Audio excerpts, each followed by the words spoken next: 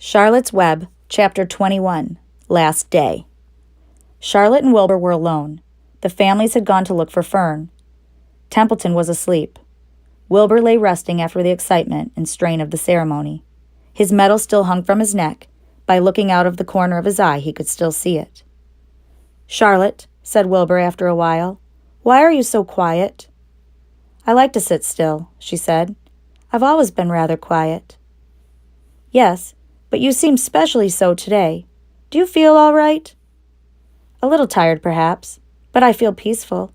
Your success in the ring this morning was, to a small degree, my success. Your future is assured. You will live, secure and safe, Wilbur. Nothing can harm you now. These autumn days will shorten and grow cold. The leaves will shake loose from the trees and fall. Christmas will come, and then the snows of winter. You will live to enjoy the beauty of the frozen world. For you mean a great deal to Zuckerman, and he will not harm you, ever. Winter will pass, the days will lengthen, the ice will melt in the pasture pond. The song sparrow will return and sing, the frogs will awake, the warm wind will blow again. All these sights and sounds and smells will be yours to enjoy, Wilbur, this lovely world, these precious days." Charlotte stopped. A moment later, a tear came to Wilbur's eye. "Oh, Charlotte," he said, "to think that when I first met you, I thought you were cruel and bloodthirsty." When he recovered from his emotion, he spoke again.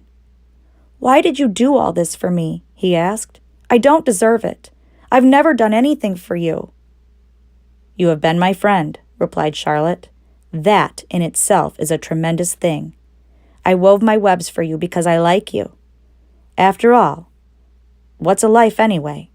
We're born, we live a little while, we die.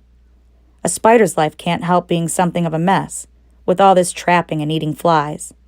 By helping you, perhaps I was trying to lift up my life a trifle. Heaven knows anyone's life can stand a little of that." "Well," said Wilbur, "I'm no good at making speeches. I haven't got your gift for words. But you have saved me, Charlotte, and I would gladly give my life for you. I really would." "I'm sure you would, and I thank you for your generous sentiments." "Charlotte," said Wilbur, "we're all going home today. The fair is almost over. Won't it be wonderful to be back home in the barn cellar again with the sheep and the geese? Aren't you anxious to get home?" For a moment, Charlotte said nothing. Then she spoke in a voice so low, Wilbur could hardly hear the words. "I will not be going back to the barn," she said. Wilbur leapt to his feet. "Not going back?" he cried. "Charlotte, what are you talking about?" "I'm done for," she replied. "In a day or two, I'll be dead. I haven't even strength enough to climb down into the crate. I doubt if I have enough silk in my spinnerets to lower me to the ground." Hearing this, Wilbur threw himself down in an agony of pain and sorrow. Great sobs racked his body. He heaved and grunted with desolation. "Charlotte," he moaned, "Charlotte, my true friend." "Come now, let's not make a scene," said the spider. "Be quiet, Wilbur. Stop thrashing about."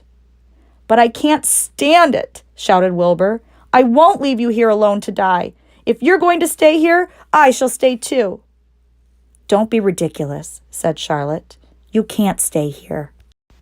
Zuckerman and Lurvy and John Arable and the others will be back any minute now, and they'll shove you into that crate, and away you'll go. Besides, it wouldn't make any sense for you to stay. There would be no one to feed you. The fairgrounds will soon be empty and deserted."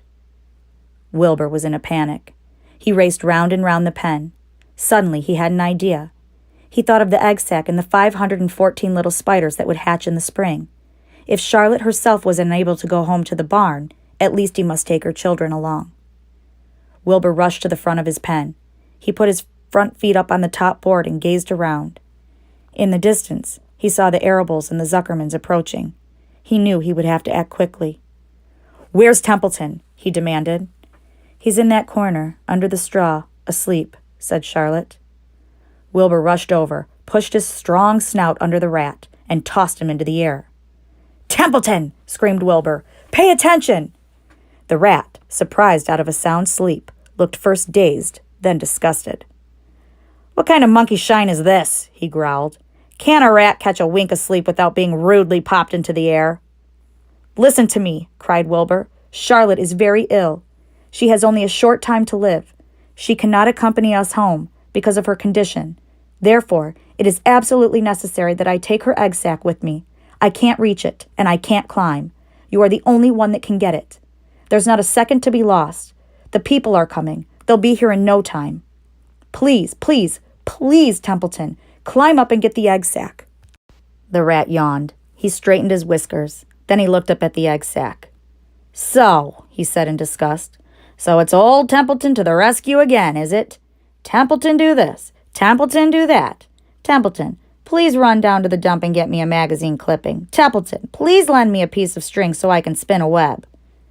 "Oh, hurry," said Wilbur. "Hurry up, Templeton." But the rat was in no hurry. He began imitating Wilbur's voice. "So it's, 'Hurry up, Templeton,' is it?" he said. "Ho, ho, and what thanks do I ever get for these services, I would like to know? Never a kind word for old Templeton. Only abuse and wisecracks and side remarks. Never a kind word for a rat." "Templeton," said Wilbur in desperation, "if you don't stop talking and get busy, all will be lost, and I will die of a broken heart. Please climb up." Templeton lay back in the straw. Lazily, he placed his forepaws behind his head and crossed his knees, in an attitude of complete relaxation. "Die of a broken heart," he mimicked. "How touching. My, I notice that it's always me you come to when in trouble. But I've never heard of anyone's heart breaking on my account. Oh, no. Who cares anything about old Templeton?" "Get up!" screamed Wilbur. "Stop acting like a spoiled child." Templeton grinned and lay still. "Who made trip after trip to the dump?" he asked. "Why, it was old Templeton. Who saved Charlotte's life by scaring that arable boy away with a rotten goose egg? Bless my soul, I believe it was old Templeton. Who bit your tail and got you back on your feet this morning after you had fainted in front of the crowd? Old Templeton. Has it ever occurred to you that I'm sick of running errands and doing favors? What do you think I am, anyway? A rat of all work?" Wilbur was desperate. The people were coming, and the rat was failing him. Suddenly, he remembered Templeton's fondness for food. "Templeton," he said, "I will make you a solemn promise. Get Charlotte's egg sac for me, and from now on I will let you eat first, when Lurvy slops me. I will let you have your choice of everything in the trough, and I won't touch a thing until you're through."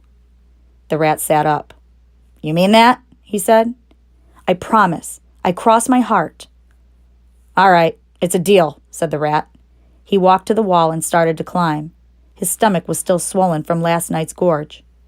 Groaning and complaining, he pulled himself slowly to the ceiling. He crept along till he reached the egg sac. Charlotte moved aside for him. She was dying, but she still had strength enough to move a little. Then Templeton bared his long, ugly teeth and began snipping the threads that fastened the sack to the ceiling. Wilbur watched from below. "Use extreme care," he said. "I don't want a single one of those eggs harmed."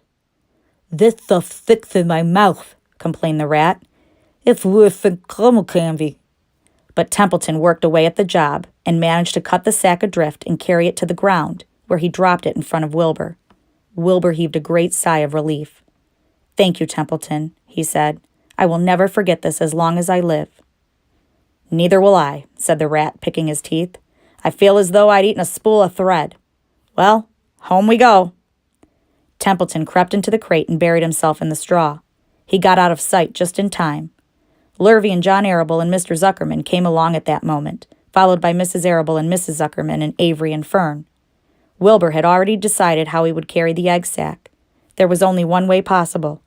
He carefully took the little bundle in his mouth and held it there on top of his tongue.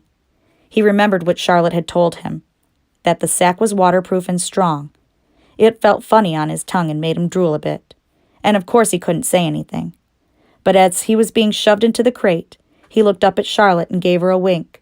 She knew he was saying goodbye in the only way he could, and she knew her children were safe. "Goodbye," she whispered. Then she summoned all her strength and waved one of her front legs at him. She never moved again. Next day, as the Ferris wheel was being taken apart and the race horses were being loaded into vans, and the entertainers were packing up their belongings and driving away in their trailers, Charlotte died. The fairgrounds were soon deserted. The sheds and buildings were empty and forlorn. The infield was littered with bottles and trash. Nobody, of the hundreds of people that had visited the fair, knew that a gray spider had played the most important part of all. No one was with her when she died.